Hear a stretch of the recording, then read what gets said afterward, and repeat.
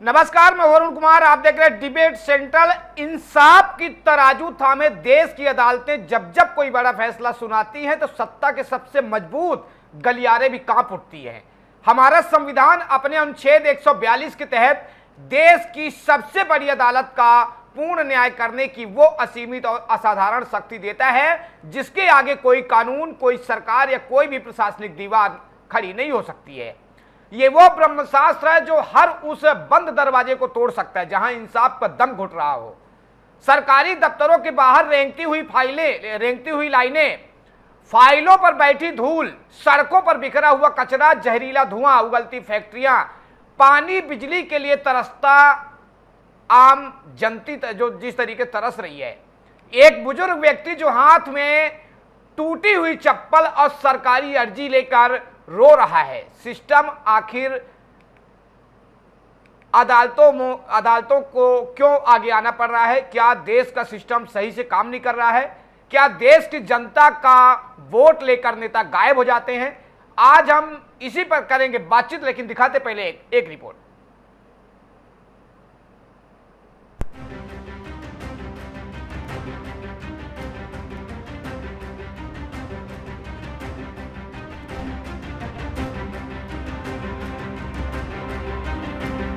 Vote की ताकत बढ़ी या कलम का न्याय? सरकारें पंगु हो रही है या सिस्टम को सुधारा जा रहा है?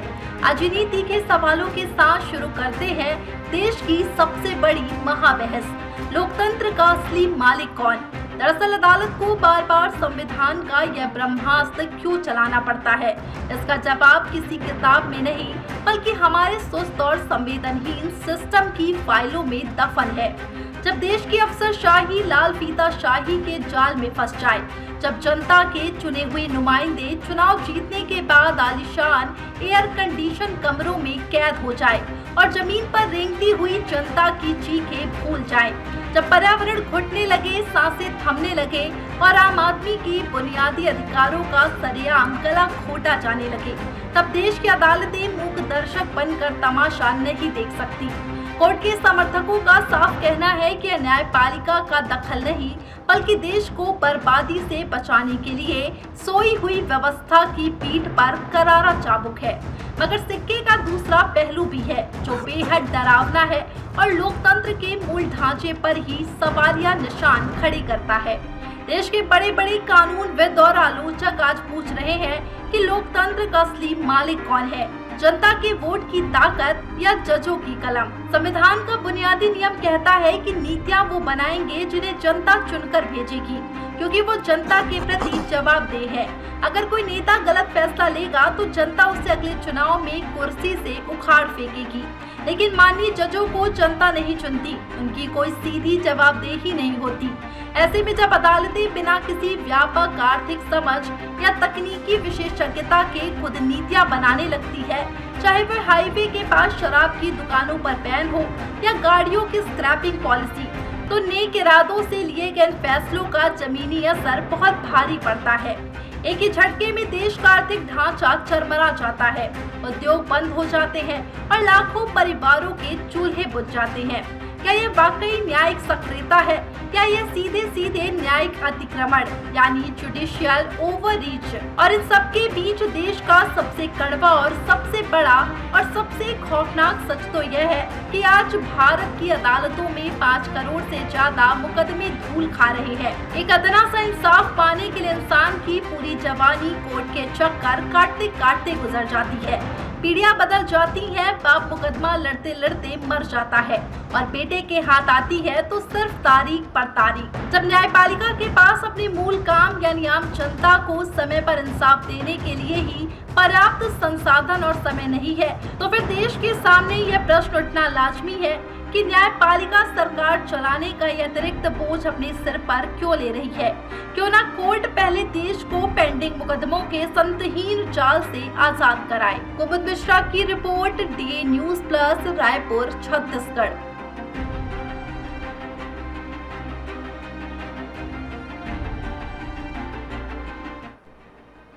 तो आज का सबसे बड़ा सवाल है कि देश का सिकंदर कौन है? हमारी न्यायपालिका कहां जा रही है?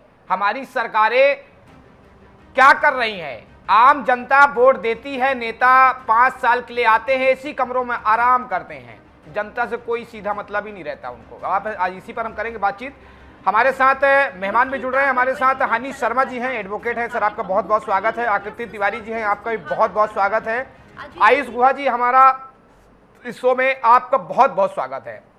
तो सबसे पहले हनी जी के पास चलते हैं। हनी जी, एक सीधा सवाल मेरा ये है आपसे कि देश हित में सबसे बड़ा ये सवाल है, जिन 5 करोड़ परिवारों के केस अदालतों में लंबित है, क्या उनके प्रति न्यायपालिका की कोई राष्ट्र हित में जिम्मेदारी नहीं है? अगर देश की अदालतें सड़कों का कचरा साफ करने में समय लगाएंगी तो जेलों में बंद लाखों निर्दोष विचाराधीन कैदियों को न्याय कौन देगा? क्या कोर्ट को अपनी पूरी ऊर्जा जुडिशियल न्यायिक सुधार जो है और लंबित मामलों को खत्म करने में नहीं लगाना चाहिए?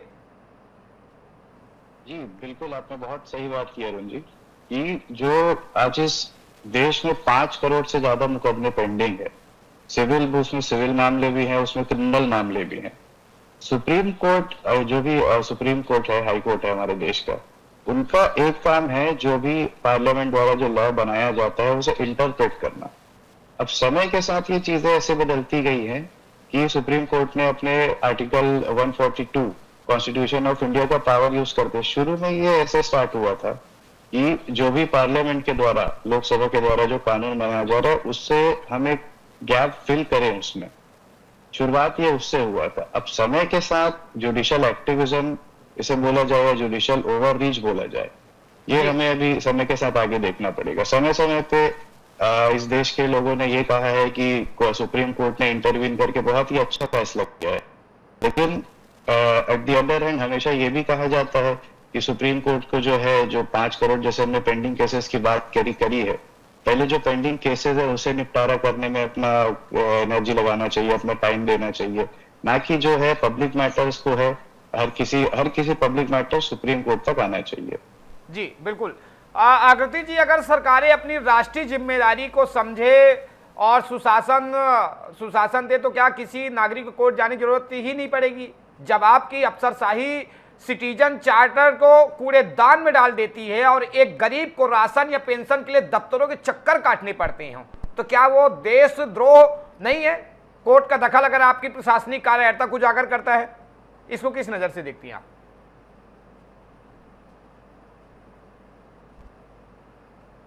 किसी का एक अपना क्राइटेरिया है काम करने का, जैसे कि सरकारों का है कि वो बना के रूल्स रेगुलेशंस फॉर्म कर दें, लेकिन जो ऑफिसेज हैं, जो एग्जीक्यूटिव मेंबर्स जो बैठे हुए हैं वहाँ पर संस्थाओं में, जो पेंशन दे रहे हैं और जितनी भी समस्याएं आ रही हैं लोगों को, जिनके लिए उनको उस काम के लिए अवेयर रहना चाहिए कि हमें लोगों का जो काम है वो बिना किसी भी देर के वो समय पर कर देना चाहिए।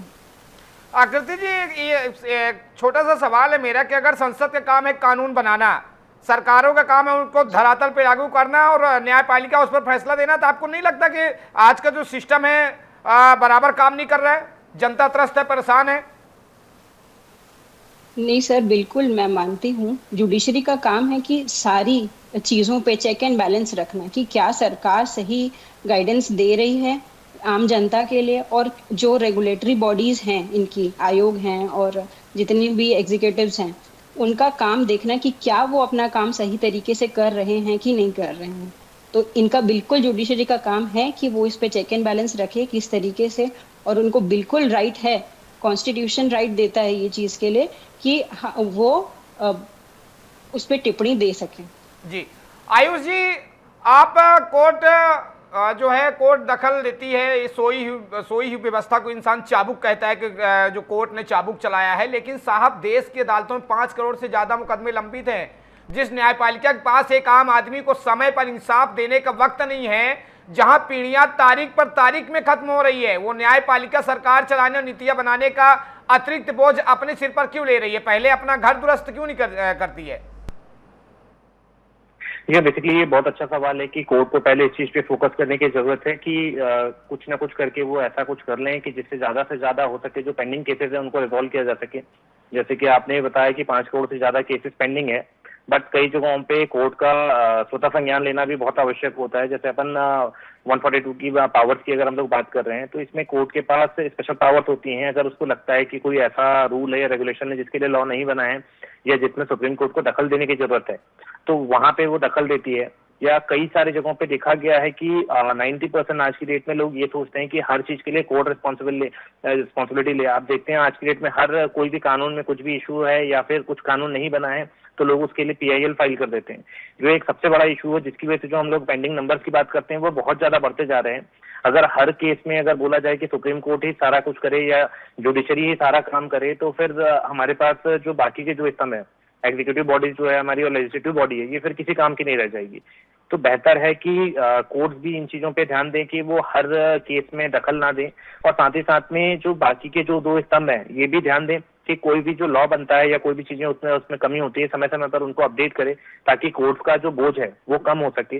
और आज की डेट में मैक्सिमम जितने भी कोर्ट्स हैं, जितने भी जजेस हैं, आज की डेट में मिनिमम अगर बोला जाए तो 50 से 100 केस वो डेली के देखते हैं जी। उसके बाद भी अगर ये स्थिति है तो एक सबसे बड़ा कारण हम ये बोल सकते हैं कि जजेस की कमी भी एक बड़ा इशू है कि हमारे पास जजेस कम है, जिस वजह से बोल सकते हैं कि कम सुनवाई हो पाती है। कुछ कोर्ट्स का अगर आप जो देखेंगे बिजी जिनका शेड्यूल होता है, वहां पे जो जजेस हैं एक दिन में 200 से 300 केसेस तक देख रहे हैं। और इसके बाद भी अगर हम पेंडेंसी अगर हम लोग बोलते हैं तो वर्कलोड और बाकी चीजों के कारण है। तो इन चीजों पे थोड़ा सा गवर्नमेंट को भी फोकस करने की जरूरत है कि जजेस के जो काउंट है उनको बढ़ाया जाए ताकि जुडिशरी जो है एक्टिवली वर्क कर सके। अदरवाइज हर चीज में अगर जुडिशरी को इन्वॉल्व होना पड़ेगा तो ये बहुत बड़ी समस्या हो जाएगी कि जो बोलना चाहिए लेजिस्लेटिव जो वर्क है वो पूरी तरह से ठप हो जाएगा। हर कोई कोर्ट की तरफ देखने लगेगा कि कोर्ट इसमें कुछ करे, कोई नया रूल बनाए या कानून बनाए, जबकि ये कोर्ट का काम नहीं है। जी बिल्कुल बिल्कुल।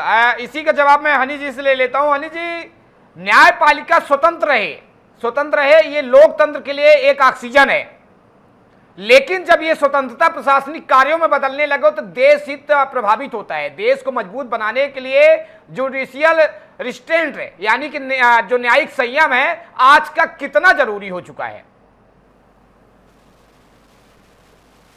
अरुण जी देखिए, जो ये आर्टिकल 142 के पावर्स है सुप्रीम कोर्ट के पास, इसमें जुडिशियल एक्टिविज्म और जुडिशियल ओवररीच, इसमें किसी भी तरीके का आप थंब रूल नहीं बना सकते कि सुप्रीम कोर्ट को इस मैटर्स में इंडल्ज होना चाहिए और इन मैटर्स में इंडल्ज नहीं होना चाहिए। वो हर एक केसेस के फैक्ट्स और सर्कमस्टांसेस पे डिपेंड करते हैं। बट हाँ, सुप्रीम कोर्ट को ये जरूर देखना चाहिए, प्रोटोकॉल में जो भी सुप्रीम कोर्ट आज तक लेते आई है जी। अब जैसे रिलीजन की बात हो गई, तो क्या सुप्रीम कोर्ट या इस देश की किसी भी अदालत को ये देखना चाहिए कि सबरीमला टेम्पल में महिलाओं को जाने की राइट्स होने चाहिए कि नहीं होने चाहिए? एक रिलीजियस मैटर है। मणिपुर का भी जो पूरा मामला था वो एक हाई कोर्ट की एक छोटी सी टिप्पणी से चालू हुआ था कि मैतीस को जो है वहां का रिजर्वेशन SC/ST का दर्जा वहां पर प्राप्त होना चाहिए। तो किसी भी तरीके का एक आप थंब रूल इसमें नहीं बना सकते हैं। और जहां तक बात है कि अब जुडिशियल एक्टिविज्म अगर हम देखें तो जो सुप्रीम कोर्ट ने समय समय पे इंडल्ज होके इन्वॉल्व होके अपना संज्ञान लेके विशाखा गाइडलाइंस जो है आज की डेट में हमारे देश में, वो सुप्रीम कोर्ट की ही इजाद की हुई है, जो भी गाइडलाइंस बनाई गई थी जी। तो किसी भी तरीके का थंब रूल जो है हम इसमें नहीं बना सकते। और दूसरी बात इसमें ये भी है कि जजेस का अपॉइंटमेंट में हम देश के आम जनता का किसी भी तरीके का इन्वॉल्वमेंट नहीं होता है। जी बिल्कुल। अगर हम चाहें तो हम अगर जो हमारे नेता है, जो MLA हैं, जो हमारे MPs हैं, अगर वो अच्छा काम नहीं कर रहे हैं, जो मौजूदा सरकार है वो अगर अच्छा काम नहीं कर रही है तो हम उसे अगले इलेक्शन में वोट नहीं करेंगे, हम दूसरी सरकार, दूसरे MLA, दूसरे MP को लेके आएंगे। मगर ऐसा कोई ऑप्शन आज की डेट में जुडिशरी को लेके इस देश में नहीं है कि जुडिशरी के जजेस का किसी भी तरीके का आम जनता का अपॉइंटमेंट में इन्वॉल्वमेंट हो। आज की डेट में ऐसा कोई कानून नहीं है। ये जरूर है कि सरकार ने NJAS के तहत थोड़ा इन्वॉल्वमेंट इसमें कराना चाहा था अपना, बट उसे जो 99 कॉन्स्टिट्यूशनल अमेंडमेंट करना चाहा था उसे भी जो है सुप्रीम कोर्ट ने अनकॉन्स्टिट्यूशनल बोल के खारिज कर दिया था। जी बिल्कुल। हम आकृति जी से एक सीधा सवाल करते हैं कि आकृति जी, नेताजी चुनाव जीतकर संसद और विधानसभाओं में तो बैठ जाते हैं, जो देश हित के कानून बनाने की जगह हंगामे की भेंट चढ़ जाता है। जब संसद में गंभीर विषयों पर सार्थक बहस नहीं होती तो कोर्ट को कानून की व्याख्या के नाम पर आगे आना पड़ेगा। क्या राजनीतिक दल देश हित में संसद की गरिमा और कार्य क्षमता को वापस बहाल करने का संकल्प लेंगे? सर एक बार रिपीट करेंगे क्या क्वेश्चन? क्वेश्चन हमारा ये है कि जिस तरीके से जो संसद जो विधायक आम जनता सीधे तौर पर चुनती है, वहां विधानसभा में जहां कानून पारित होते हैं, जहां लोगों की समस्याएं उठाई जाती है, हंगामे के भेंट चढ़ जाता है, आम जनता तकती रहती है, इसके बाद न्यायालय को आगे आने पड़ता है। कई ऐसे मामले हमने देखा जो न्यायालय को आगे आने पड़ता है उस पूरे मामले को लेकर। आपको ऐसा नहीं लगता कि जनता का टाइम बर्बाद हो रहा है? और ऐसे नेताओं पर कौन से कानून बनना चाहिए, नहीं बनना चाहिए, या क्या कार्रवाई इन पर होना चाहिए जिसमें देश का टाइम बचे, जनता का विकास, जनता को पूरा विकास का लाभ मिले? क्या आपकी नजर में इसमें लगता है? सर जुडिशरी तब आती है फ्रेम में जब जब जब लेजिस्लेशन ऐसा कोई कानून बनाता है जो जनता उसको अपोज करती है। जैसे कि अभी आप त्रिशा वाला मामला ले लीजिए सर, उसमें मीडिया ट्रायल हो रहा है जी, है ना। उसमें सुप्रीम कोर्ट ने ये कहा कि मीडिया उसमें नहीं बोलना चाहिए, उसमें कोई भी किसी भी तरीके का इंटरव्यू नहीं होना चाहिए, कुछ भी नहीं होना चाहिए। उसमें जो भी बयान देना है, चाहे वो फैमिली वालों को देना चाहिए, चाहे वो विक्टिम के यहाँ से देना चाहिए, या फिर जो आरोपी हैं जी, एडवोकेट सिंह, उनके यहाँ से देना चाहिए। तो मैडम ये सीधा हमारा इस पर ये है, आपने जो बताया कि अगर मीडिया अगर अपना काम नहीं करेगी, मीडिया क्यों काम करना पड़ता? अगर जो प्रशासनिक व्यवस्था है, लचर व्यवस्था, अगर सही सिस्टम अपने से काम करता, अगर मीडिया ट्रायल नहीं होता, शायद हो चुके रिटायर्ड जज है उनकी सास, उनको कहां उसमें अमृतका को इंसाफ मिलता? मीडिया ट्रायल की वजह से कम सुप्रीम कोर्ट ने संज्ञान लिया और इंसाफ जो है, इंसाफ मिलने जा रहा है, सीबीआई जांच हो रही है। तो आपको लगता है कि एक आदमी जो चप्पल घिस जाता है उसको सीबीआई जांच मांग करते करते? इस चीज के लिए मैं बिल्कुल एग्री कर रही हूँ सर। मैं ये कह रही हूँ कि जिस तरीके से उसको जो फ्रेम किया जा रहा है ना, आरोपी के साइड से, वो गलत चीज है, वैसी नहीं करनी चाहिए। और ये भी है कि अगर सर मैं जी नहीं बोलिए, अरे आप अपना पक्ष रख सकती हैं, रखिए, कोई बात नहीं, रखिए अपना पक्ष, जो भी आपको जो लगे आप अपना सुझाव दे सकती हैं, ऐसा कुछ नहीं है। सर बस मेरा हो गया। आयुष जी, न्याय का तराजू संतुलित होना चाहिए। अगर हर प्रशासनिक नाकामी का हल अदालत है तो फिर चुनाव कराने और अरबों रुपए खर्च करके संसद विधानसभा बनाने का औचित्य क्या रह जाता है? क्या न्यायपालिका अनजाने में ही सही लोकतंत्र के मूल ढांचे को कमजोर कहीं कर तो नहीं रही है? क्योंकि आप बहुत सुनते एडवोकेट हैं, इसलिए ये देश जानना चाहता है। जी हाँ, ये बहुत ही गंभीर मुद्दा है ये, जिस पे चर्चा करने की जरूरत है और ये सोचने की भी जरूरत है कि आज की डेट में जुडिशरी कहीं ना कहीं एक बोल सकते हैं जो एक थिन लाइन थी, जो कि पार्लियामेंट्री अफेयर्स और बाकी चीजों के बीच में जो एक आना स्टार्ट कर दिया, जो एक बहुत गंभीर मुद्दा है। और मैं सोचता हूँ कि इससे बहुत चिंता करने का विषय है कि आज की डेट में पार्लियामेंट को, बाकी के जो स्टेट के असेंबलीज हैं, उनको सोचने की जरूरत है कि यदि हर जगह पे अगर जुडिशरी को इन्वॉल्व होकर हर जगह पे अगर उनको करना पड़ रहा है, कानूनों में संशोधन करना पड़ रहा है, बार बार बताना पड़ रहा है कि आप इसके लिए कानून बनाएं या आप इस तरह की चीजें करें, तो अगर हर जगह पे अगर यही आ जाएगा तो फिर इलेक्शंस और बाकी चीजें कराने का कोई मतलब नहीं निकल जाएगा। तो आज की डेट में अगर बोला जाए तो जितनी भी पॉलिटिकल पार्टीज हैं उनको, और बाकी के जो मेंबर ऑफ पार्लियामेंट हैं और जो लोअर असेंबली के जो मेंबर्स हैं, उनको इन चीजों में सोचने की जरूरत है कि जुडिशरी को क्यों बीच में आना पड़ रहा है और उस विषय पे कानून बनाने का या उन चीजों को रेक्टिफाई करने की जरूरत है। चाहे तो वो कोई एक टीम का गठन करें या आयोग बनाए या कुछ भी इस तरह की जो एक रिव्यू कमेटी बना लें, जिसके थ्रू उनको पता लगे कि जनता क्या चाहती है, उनको किस तरह के कानून की जरूरत है, क्यों लोगों के केसेस इतने सारे बढ़ रहे हैं। फॉर एग्जाम्पल, बहुत सारे ऐसे केसेस होते हैं जो कि आर्बिट्रेशन से निपटाए जा सकते हैं, जिसमें बातचीत करके सुलह करा के केस कराया जा सकता है, पर फिर भी कई जगहों पे देखा जाता है कि जबरदस्ती एफआईआर होती है, लंबे लंबे केस चलते हैं और आखिरी में जब देखा जाता है साल 2 साल 3 साल के बाद दोनों में नेगोशिएशन हो जाता है और केस वापस हो जाता है। तो जब इस तरह की गुंजाइश है, आपको पहले से पता है कि इस तरह के केसेस में ये चीजें होती हैं, तो क्यों ना एक ऐसा आयोग या एक कमेटी बना दिया जाए या पार्लियामेंट को एक ऐसा प्रस्ताव लेके आए जिसमें कोई कमेटी बन जाए जो कि इस तरह के जो आर्बिट्रेशन और जो मैटर्स होते हैं जो इजीली बात करके समझाया जा सकते हैं, उन चीजों को निपटारा करे ताकि कोर्ट का भी बोझा कम हो और साथ ही साथ में जो जुडिशरी को भी बार बार इसमें इन्वॉल्व ना होना पड़े। क्योंकि हर कानून में अगर रिव्यू जैसे कि आज की डेट में होता है, कोई भी कानून बनता है, आप देखेंगे आमतौर पर कुछ ही दिनों में सुप्रीम कोर्ट में पीआईएल फाइल हो जाती है, हाई कोर्ट में पीआईएल फाइल हो जाती है कि इस कानून में ये कमियां है, इसको वापस लिया जाए या इसमें ये चीजें कराई जाए। तो इन चीजों पे भी पहले जब आप पास कर रहे हैं कानून, तो उससे पहले आप लोगों को इसमें सोचने की जरूरत है कि उन चीजों को कम्प्लीटली रिव्यू किया जाए। अगर जरूरत होती है तो आप टीम ऑफ एक्सपर्ट्स को हायर करें गवर्नमेंट, जिसमें जितने भी सीनियर डेजिग्नेटेड एडवोकेट्स होते हैं या जो भी सीनियर एडवोकेट्स हैं, काउंसिल हैं, उनकी ओपिनियन लिया जाए कि इसमें कानून में क्या कमियां हैं, ताकि जो भी चीजें हैं उनको रेक्टिफाई किया जा सके और पब्लिक को इजी और एकदम आसान शब्दों में जब बोला जाए तो रिलीफ दिया जा सके कम से कम समय में।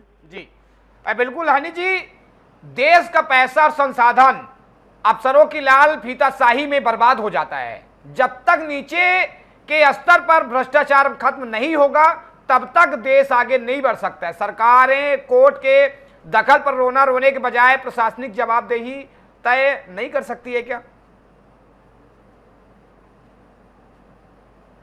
जी, आपका आवाज थोड़ा ब्रेक हो गया था, एक बार रिपीट करेंगे? जी हनी जी, मेरा एक सीधा सवाल ये है कि जिस तरीके से जो अफसरों के तानाशाही में, उनके फिजूल खर्ची में जो देश का पैसा बर्बाद होता है, इसके कारण नीचे से लेकर ऊपर तक या ऊपर से लेकर नीचे तक भ्रष्टाचार चरम पर है। आज एक स्कूल में कोई एडमिशन में लेने जाएंगे, चपरासी बोले पहले 1000 दे, इसके बाद ही फॉर्म देता है।